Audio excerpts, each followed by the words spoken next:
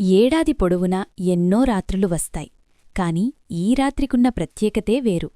ప్రపంచమంతా నిద్రిస్తున్న వేళ కోట్లాది మంది మేల్కొని ఆ పరమశివుడిని ఎందుకు ధ్యానిస్తారు? అజ్ఞానమనే చీకటిని చీల్చుకుంటూ వచ్చే ఆ మహావెలుగు కథేమిటి? శివరాత్రి అంటే కేవలం ఒక పండుగ మాత్రమే కాదు, ఒక అద్భుతమైన విశ్వరహస్యం.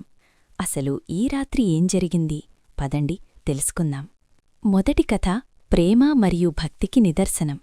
సతీదేవి వియోగం తర్వాత శివుడు వైరాగ్యంలో మునిగిపోతాడు. కాని పార్వతీదేవి తన కఠోర తపస్సుతో ఆ భోలాశంకరుడిని మెప్పిస్తుంది. ప్రకృతి మరియు పురుషుడు ఏకమైన రోజు ఈ మహాశివరాత్రి. లయకారుడైన శివుడు శక్తిస్వరూపిణి అయిన పార్వతిని వివాహం చేసుకున్న ఈ పవిత్ర ఘడియలు విశ్వానికే సమతుల్యతను చేకూర్చాయి. మరో కథ ప్రకారం ఈ రాత్రి ఒక మహాయజ్ఞానికి సాక్షి. దేవతలు, అసురులు అమృతం కోసం సముద్రాన్ని మథిస్తున్నప్పుడు లోకాలను దహించివేసే భయంకరమైన హాలాహలం పుట్టింది. లోకాలను కాపాడటం కోసం ఆ పరమేశ్వరుడు ఆ విషాన్ని తనే స్వీకరించాడు. లోకమంతా అమృతం కోసం ఎదురుచూస్తే శివుడు మాత్రం విషాన్ని గొంతులో దాచుకుని నీలకంఠుడు అయ్యాడు. ఆ విషం తాలూకు వేడిని తగ్గించటానికి భక్తులంతా ఆ రాత్రంతా జాగారం చేస్తూ స్వామిని అభిషేకించి శాంతింపచేస్తారు. అసలు శివుడు అంటే ఎవరు? ఒక ఆకారమా లేక అంతర్లేని శక్తా? బ్రహ్మా విష్ణువుల మధ్య ఎవరు గొప్ప అనే వివాదం వచ్చినప్పుడు వారి మధ్య ఒక అనంతమైన అగ్నిస్తంభం వెలిగింది.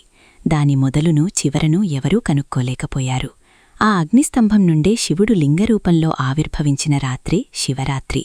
అంటే దైవం అనంతమైనదని, అహంకారాన్ని వేడితేనే ఆ పరమాత్మ కనిపిస్తాడని ఈ కథ మనకు చెబుతుంది.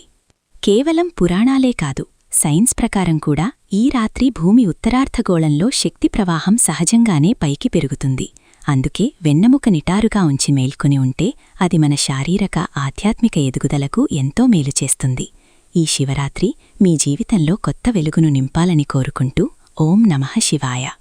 ఈ వీడియో మీకు నచ్చితే లైక్ చేయండి, మీ స్నేహితులతో పంచుకోండి. మరిన్ని ఆధ్యాత్మిక విశేషాల కోసం మా ఛానల్ని సబ్స్క్రైబ్ చేసుకోండి.